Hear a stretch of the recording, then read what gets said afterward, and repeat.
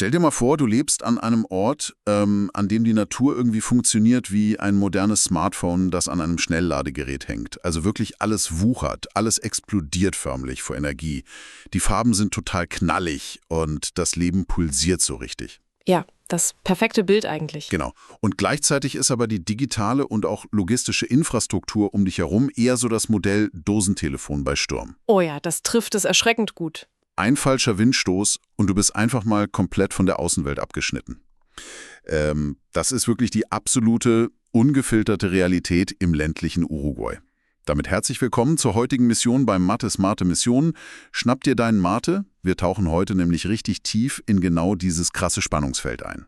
Und ich finde, wenn wir uns mal die Aufzeichnungen aus dem April ansehen, die wir ja beim letzten Mal besprochen haben, da hatten wir eigentlich schon einen ziemlich gewaltigen Vorgeschmack auf genau diese Kontraste. Das stimmt, ja. Erinnerst du dich? Ja. Podcast 17, da ging es ja um diese völlig absurde Bürokratie beim Tiertransport oder auch dieses, fast schon mythische 7-Drähte-Gesetz für Zäune, das in der Theorie so wahnsinnig strikt ist, aber in der Praxis halt einfach komplett an der Natur scheitert. Vor allem, wenn ein liebestoller Eselhengst namens Lizzie im Spiel ist.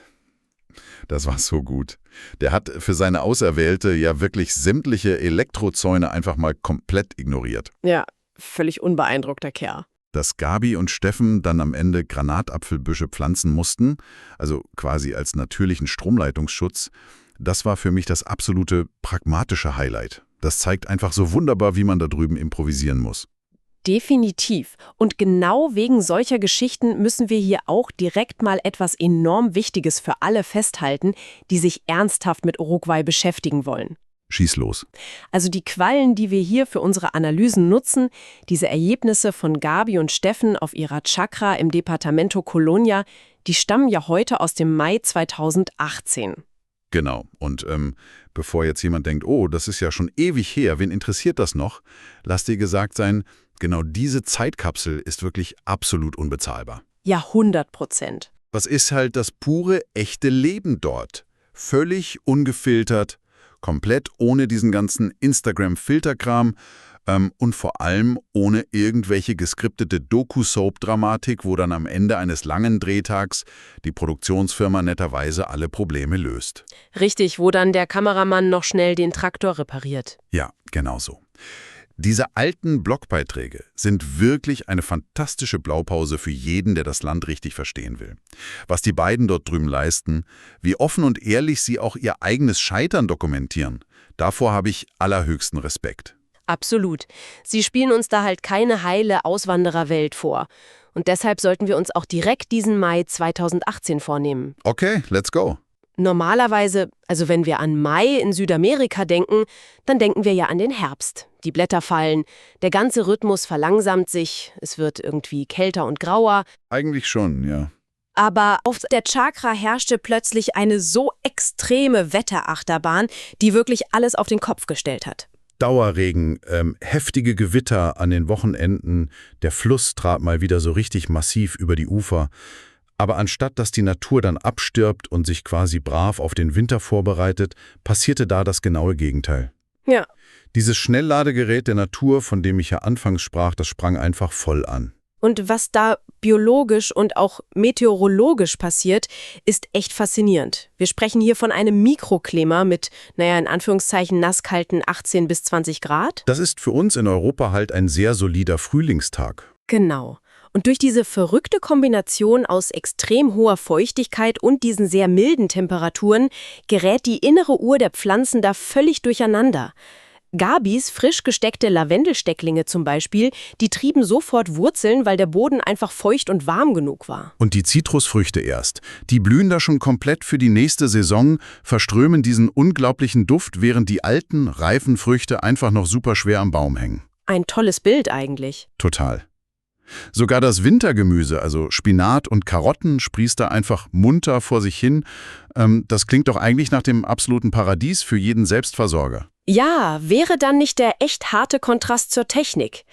Denn derselbe andauernde Regen, der die Pflanzen da förmlich explodieren lässt, der zerstört halt systematisch die Infrastruktur. Ja. Gabi brauchte ernsthaft 3 Stunden, um einen einzigen Blogbeitrag hochzuladen. Absatz für Absatz. Warte mal, Warum genau killt denn Regen das Internet? Also das Signal kommt ja jetzt nicht aus einer Wolke, die dann einfach weggespült wird. Naja, im ländlichen Uruguay läuft das Breitband halt nicht wie bei uns über super gut isolierte Glasfaserkabel tief unter der Erde. Ah, okay. Vieles funktioniert da über oberirdische Kupferleitungen und die sind extrem anfällig für Feuchtigkeit. Oder eben über Richtfunkstrecken. Wenn es dann stark regnet oder gewittert, kommt es zu sogenannten Signaldämpfungen. Okay, das heißt, das Wasser blockiert das. Genau. Die Wassertropfen in der Luft absorbieren und streuen quasi die Funkwellen. Wenn dann noch, und das passiert bei Gewitter da ja ständig, ein lokaler Stromausfall an einem der Funkmasten dazu kommt, dann ist das Netz einfach komplett tot. Nix geht mehr. Wahnsinn. Das bringt mich übrigens direkt zu Mathis und seiner Frau. Ja, stimmt. Wenn du dir mal ansiehst, wie die beiden ihre Pläne für 2029 so strukturieren, also zum Beispiel da beim großen Regionencheck, das kennen wir ja schon, dann verstehst du auch sofort, warum Frau Mathis die Infrastruktur der potenziellen Wohnorte wirklich so unerbitterlich hart prüft. Definitiv. Die schauen da eben nicht durch diese rosarote Auswandererbrille. Nein, überhaupt nicht. Weil wenn es da tagelang schüttet, verwandeln sich auch einfache Schotterpisten ganz schnell in komplett unpassierbare Schlammbäche. Du willst in so einem Moment einfach keine 30 Kilometer lange, völlig aufgeweichte Piste zwischen dir und dem nächsten Krankenhaus haben. Auf gar keinen Fall. Und du brauchst halt verlässliches Internet. Nicht nur für den netten Kontakt in die Heimat, sondern für echte Bankgeschäfte, Behörden oder eben Notfälle. Gabi und Steffen beweisen in diesem Blogbeitrag hier eigentlich total unfreiwillig, warum diese harten Prüfkriterien für ein wirklich entspanntes Leben in Uruguay so überlebenswichtig sind. Wobei, fairerweise muss man jetzt auch mal sagen, manchmal, wenn das Netz dann doch mal für ein paar Stunden stabil ist, dann kommen auch echt herrliche Dinge dabei heraus. Oh ja, die Auktionen. Richtig. Steffen nutzt diese Zeit ja unglaublich gerne für die sogenannten Remates, also diese Online-Auktionen. Da hat er für umgerechnet 10 € einen völlig schrottreifen Schaukelstuhl ersteigert. Er hat ihn dann total liebevoll geleimt, genagelt, himmelblau gestrichen und sich noch ein dickes Kissen besorgt. Ein echtes Prachtstück ist es geworden. Eine superschöne handwerkliche Ablenkung, oder? Ja, total. Die Ironie des Schicksals ist dann aber, jetzt müssen Sie abends an der prasselnden Feuerschale ständig diesen blauen Stuhl gegen Ihre eigene Hauskatze verteidigen. Klar, wer zuerst kommt. Weil die sich dieses bequeme Kissen natürlich sofort unter den Nagel gerissen hat. Das sind dann wieder diese kleinen, warmen Alltagsmomente, die man so liebt. Aber man muss auch sehen, genau dieses gemütliche Bild am Feuer, das ist extrem hart erkauft. Wie meinst du das? Naja, denn dasselbe unberechenbare Wetter, das das Internet lahmlegt, sorgt draußen auf den Weiden für einen echt brutalen Überlebenskampf. Oh ja, stinkt. Lass uns hier mal ein bisschen in die Landwirtschaft und die Tierhaltung eintauchen. Gabi und Steffen haben in dieser Zeit Alfalfa angebaut. Genau, das ist so eine spezielle Form der Luzerne, oder? Richtig, das ist ein extrem proteinreiches und sehr wertvolles Futter für Rinder und Pferde. Und soweit ich weiß, wird das ja in Form von Ballen geerntet. Und Gabi schreibe in dem Bericht von 400 Ballen pro Schnitt und jeder einzelne wiegt so etwa 25 Kilo. Ja. Und das mussten sie alles komplett per Hand auf dem Acker stapeln. Warte mal, 400 Ballen per Hand bei dieser extremen Wetterlage mit dem ganzen Regen, das klingt doch wie eine tickelnde Zeitbombe. Warum machen die das denn nicht einfach mit großen Maschinen oder lassen sie in Ruhe trocknen? Gute Frage.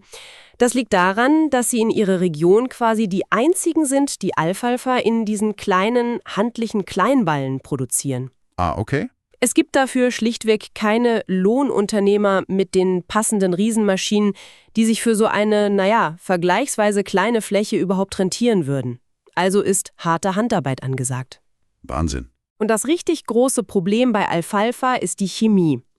Wenn dieses geschnittene Gras auf dem Feld liegt und durch einen plötzlichen Regenschauer wieder nass wird, dann beginnen sofort Fäulnisprozesse. Das heißt, das Zeug verdirbt einfach. Genau. Und schlimmer noch, wenn du leicht feuchtes Alfalfa dann auch noch zu Ballen presst, fangen im Inneren Mikroorganismen an zu arbeiten. Dabei entsteht so unglaublich viel Hitze, dass sich der Ballen tatsächlich selbst entzünden kann. Krass. Du riskierst also nicht nur, dass dein teures, mühsam geerntetes Futter verfault, sondern dass dir am Ende schlimmstenfalls deine ganze Scheune abbrennt, nur weil sich das feuchte Heu selbst entzündet. Richtig, ja. Kein Wunder, dass das dann eine reine Knochenarbeit unter extremstem Zeitdruck ist. Eben. Und dieses Prinzip der sagen wir mal, unbarmhertigen Natur, das setzt sich da bei den Tieren absolut nahtlos fort. Der Mai markiert auf der Chakrale nämlich den Beginn der Lämmersaison. Oh ja. Gabi beschreibt da auch sehr detailliert, wie überraschend die Genetik manchmal zuschlägt. Da bringen schneeweiße Schafe dann plötzlich rabenschwarze Riesenlämmer zur Welt. Das ist so faszinierend. Und jedes Tier hat ja vom ersten Tag an einen völlig eigenen, individuellen Charakter. Absolut. Manche kleben wirklich tagelang super ängstlich an der Flanke ihrer Mutter, während andere schon nach 2 Stunden total mutig und neugierig den ganzen Campo erkunden. Ja, das klingt total idyllisch eigentlich. Das stimmt, aber dann kommt halt dieser harte Bruch in diesem Blogbeitrag. Gabi erzählt von einem Sonntagmorgen, an dem sie ein sehr schwaches Lamm gefunden haben. Das lag da halb erfroren im nassen Gras und die Mutter hat es einfach nicht abgeleckt. Und dieses Nicht-Ablecken, das ist in der Biologie ein absolut fatales Signal. Warum genau? Es bedeutet schlicht, dass das Muttertier instinktiv erkannt hat, dass dieses Lamm nicht lebensfähig ist. In freier Wildbahn würde die Mutter ihre super wertvollen Energiereserven einfach niemals in einen völlig aussichtslosen Fall investieren. Das ist hart. Ja, sie bricht die Bindung dann aktiv ab, um sich selbst zu schützen. Puh. Aber versuch das mal einem echten Tierliebhaber zu erklären. Gabi und Steffen konnten dann natürlich nicht einfach zusehen und nichts tun. Natürlich nicht. Sie haben dieses kleine Bündel dann mit ins Haus genommen, haben es im warmen Waschbecken gebadet, trocken gerubbelt, extra Rotlicht aufgestellt. Sie haben wirklich alles versucht. Und das Lamm nachts sogar alle 2 Stunden mit der Flasche gefüttert, weil die Mutter ja absolut keine Milch geben wollte. Ja. Aber dann, am nächsten Morgen nach einem ganz schweren Röcheln, direkt auf Gabis Arm, ist es dann leider friedlich gestorben. Das bricht einem doch beim Lesen wirklich das Herz. Es ist eine extrem emotionale und traurige Situation. Absolut. Aber genau hier zeigt sich halt auch die enorme Reife der beiden. Sie ordnen dieses Erlebnis nämlich sehr sachlich ein. Bei so einer Schafzucht auf dem Campo rechnet man schlichtweg mit bis zu 20% Verlustquote bei den Lämmern. Aber Moment mal, kurz. 20% Verlustquote. Wenn ein Landwirt in Deutschland 1/5 seiner kompletten Herde verliert, der geht doch sofort pleite. Wie kann das denn in Uruguay ein tragfähiges und auch akzeptiertes System sein? Ja, das ist eben der ganz fundamentale Unterschied zwischen intensiver und extensiver Landwirtschaft. Erklär mal. Also in Europa haben wir meistens hochgezüchtete Rassen. Die stehen in temperierten Ställen mit ständiger tierärztlicher Überwachung, kriegen ganz spezielles Kraftfutter und verursachen dadurch enorme laufende Kosten. Klar, das ist ein riesiger Aufwand. Da muss natürlich jedes einzelne Lamm überleben, um diese massive Investition überhaupt wieder reinzuholen. Aber auf dem Campo in Uruguay weiden die Tiere einfach das ganze Jahr über draußen auf diesen riesigen Flächen. Die Betriebskosten gehen da quasi gegen Null. Ah, das Futter wächst von selbst, verstehe. Genau, es gibt keine teuren Ställe. Die Natur regelt hier die Selektion. Eine etwas höhere Sterblichkeitsrate ist in dieses extensive, super kostengünstige System also bereits ökonomisch und auch biologisch eingepreist.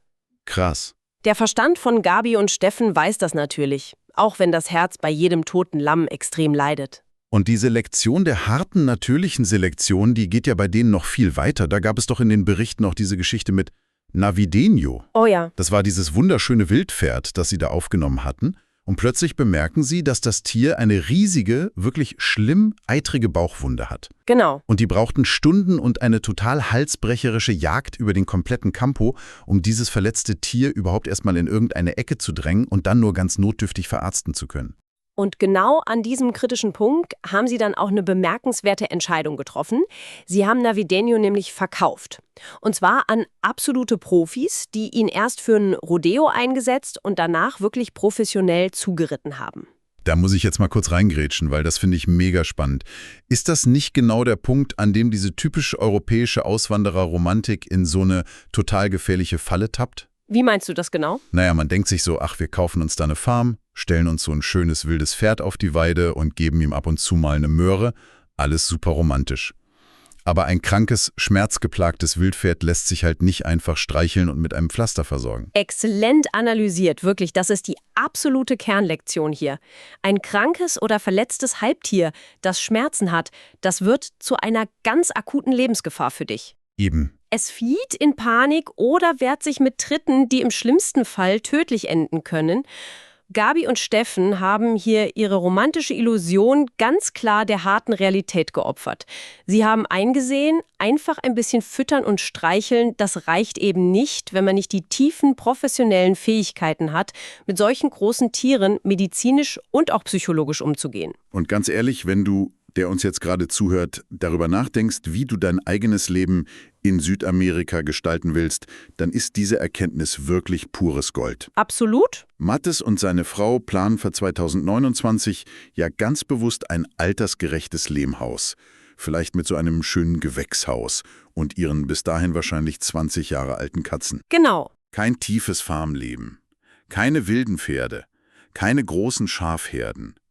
Solche Berichte aus dem Blog sind der ultimative Beweis, was man sich seine körperlichen und auch zeitlichen Grenzen wirklich ganz ehrlich stecken muss.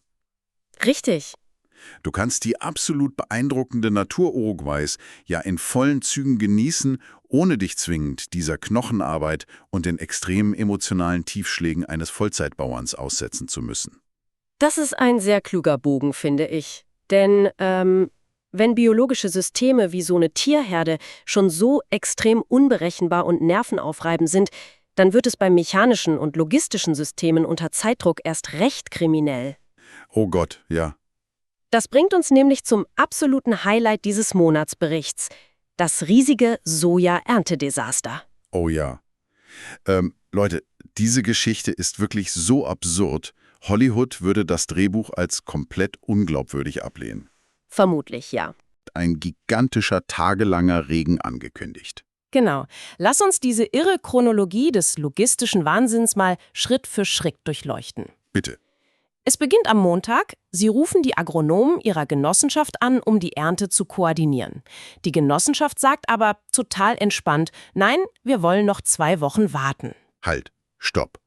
Also, wenn alle wissen, dass nächste Woche ein Jahrhundertregen kommt, der die Felder komplett flutet, warum ernten die das Soja dann nicht einfach sofort am Montag? Warum um Himmels Willen wollen die da warten? Aus rein agrarwissenschaftlichen Gründen. Das Soja war da nämlich stellenweise noch grün. Und? Wenn du grünes, unreifes Soja mit einem zu hohen Feuchtigkeitsgehalt erntest, dann ruinierst du dir alles. Die Annahmestellen der Silos weisen solche Ernten entweder direkt ab, weil feuchtes Soja im Silo sofort anfängt zu schimmeln und dann die restliche Ernte ansteckt, oder sie berechnen dir horrende Trocknungsgebühren, die den kompletten Gewinn einfach auffressen. Ah, okay. Außerdem verstopft so feuchtes Pflanzenmaterial die Dreschmaschinen.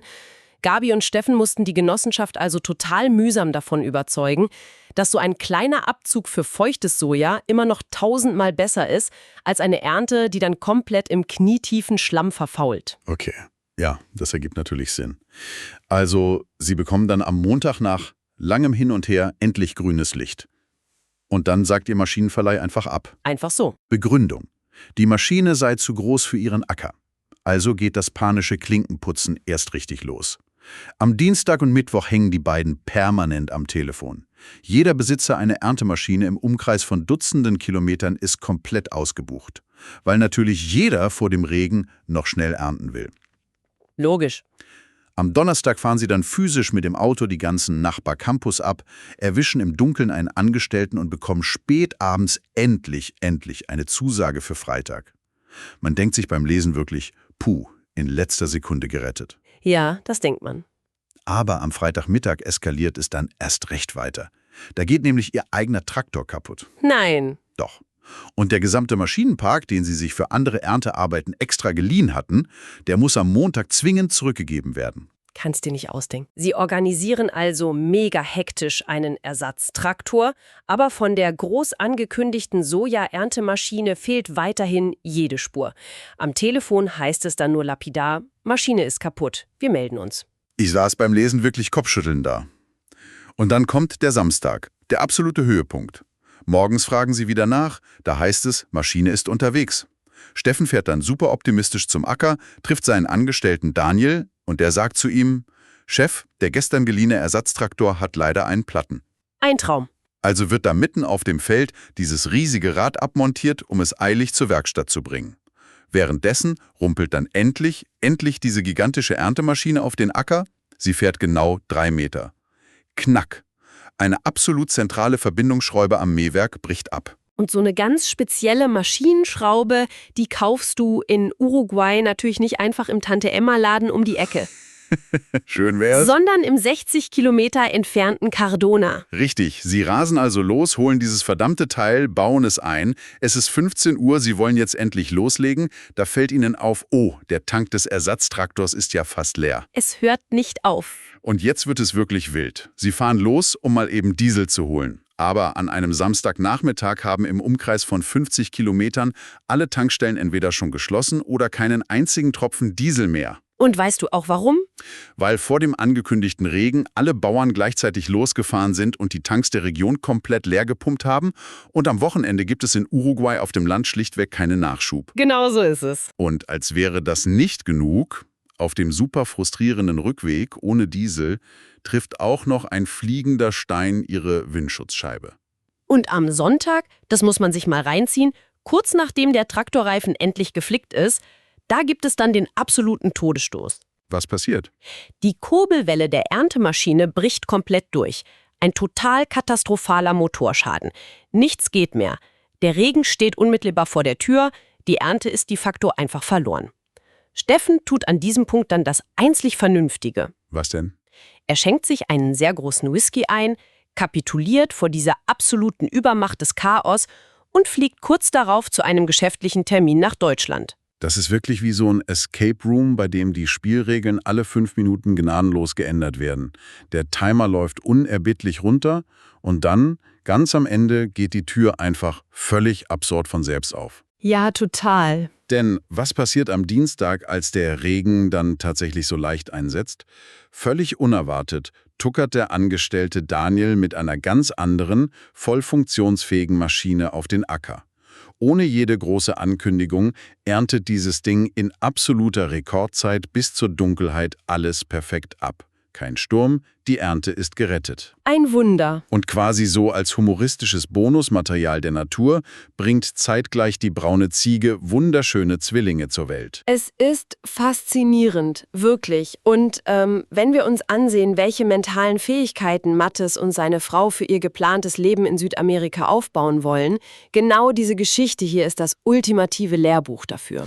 Absolut. In Uruguay gibt es nämlich diesen allgegenwärtigen, super wichtigen Satz, son cosas que pasan. Das sind Dinge, die passieren. Aber warte mal, das ist doch jetzt nicht einfach nur so ein flapsiger Spruch, den man da so dahin sagt, oder?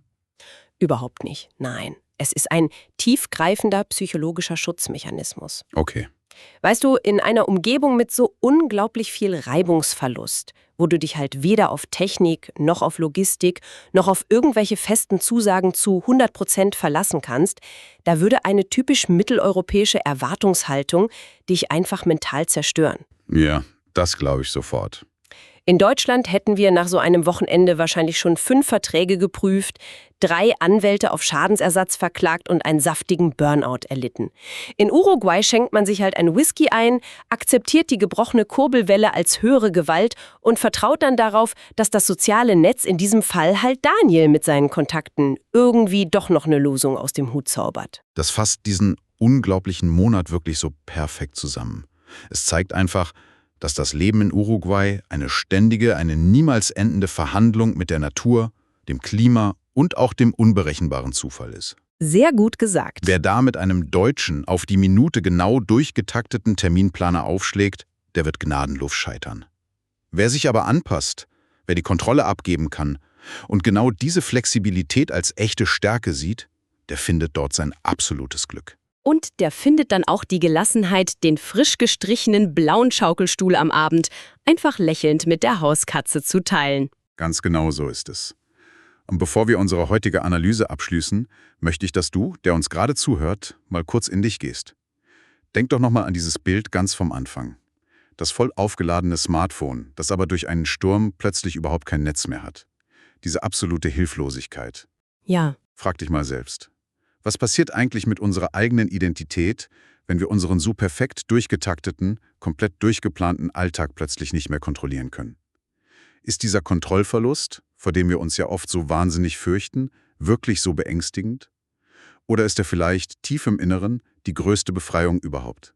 Das ist ein sehr starker philosophischer Gedanke zum Mitnehmen, finde ich. Ja, wir sind jedenfalls super gespannt auf deine Perspektive dazu. Schreib uns deine Gedanken genau dazu doch mal unten in die Kommentare. Hast du vielleicht schon mal so einen kompletten logistischen Kontrollverlust erlebt?